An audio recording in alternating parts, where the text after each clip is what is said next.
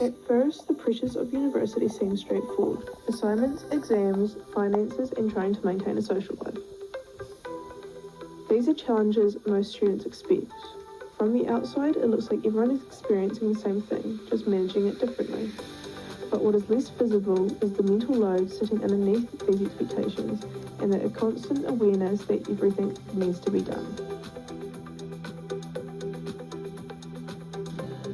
Spending time speaking with more students starts to reveal something else. These pressures don't exist on their own. They overlap on each other, build up, and never switch off. Instead of distinct challenges, they begin to feel a continuous background pressure, something that is always present, even during the moments that are meant to be restful and relaxing. For many students, financial pressure directly affects their ability to study. The rising cost of rent, food, and transport means that part-time work becomes less of a choice and more of a necessity. But this creates a constant mental trade-off. Time spent working is not time spent studying or resting. Time spent studying can come with underlying stress about income. This often leads to a sense of fully never meeting an expectation in either area. Students describe difficulty switching off, thinking about assignments while at work and thinking about shifts while studying.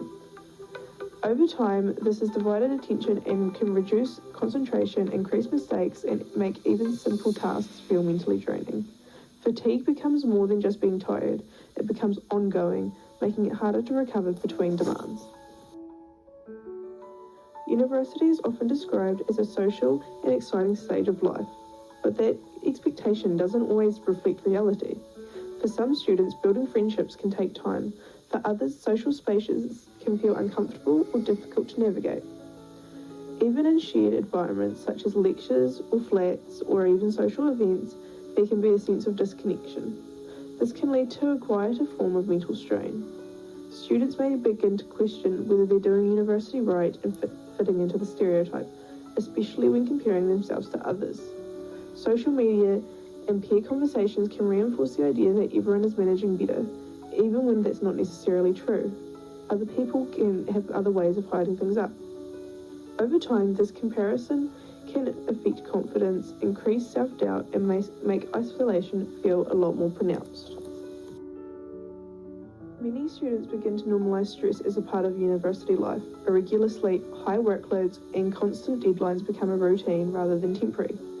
Because this becomes expected, early signs of mental strain are often overlooked. Things like struggling to get work started, losing motivation, and constantly feeling overwhelmed or avoiding tasks altogether can be dismissed as procrastination rather than warning signs. Some students describe this feeling as mentally flat, not necessarily overwhelmed, but lacking energy or engagement. Others experience cycles of high stress, followed by periods of exhaustion, without fully recovering in between. Over time, this can lead to burnout, where even manageable tasks feel difficult. Do you feel like you're coping most of the time? No, I find myself spiraling, and I feel like you should be able to live a happy life and not just try and be surviving. Because I am just on the brink at all times. What's the most stressful part for you this term? Starting the work, because when you get into it, it's not too bad, but actually opening it and having a look at it and writing the first paragraph feels bigger than the rest of the assessment, and it feels quite daunting. I have to agree. Although support services such as counselling are available, they are not always accessed early. Some students feel their struggles aren't serious enough, while others don't recognise what they're experiencing as something that support could help with. This could also be hesitation around opening up, especially when experiences feel ongoing rather than tied to a single issue. As a result, many try to manage things independently, even as pressures continue to build. Do you think that the university support services are accessible or even up to standard? Are they helpful? Like, really? I think when they are helping you, they are good, but it's hard to access the help because I had a lot of trouble last year and ended up failing a bunch of stuff. And this year, I'm being told about all these resources that could have helped me in this time that I had no idea about. Nothing, like, had no idea how to access it, no idea what it would do for me, which is a wee bit frustrating. Mm.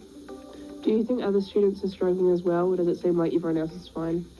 Do you have conversations in your friend group about it very often? No, and it's not something I like to talk about with my friends because they all seem to be a lot better at it than me. Not necessarily smarter, but they seem to be better at managing the workload and having the motivation.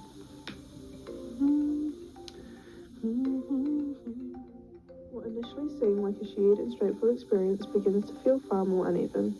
Rather than a single version of university stress, there are multiple overlapping realities shaped by financial pressure, social experience, workload, and individual coping capacity. What stands out isn't just the presence of stress, but how consistently it exists in the background of everyday life. The more time spent in this environment, the less clear the issues become, and the more it raises the questions about how these pressures are actually experienced, managed, and sustained over time.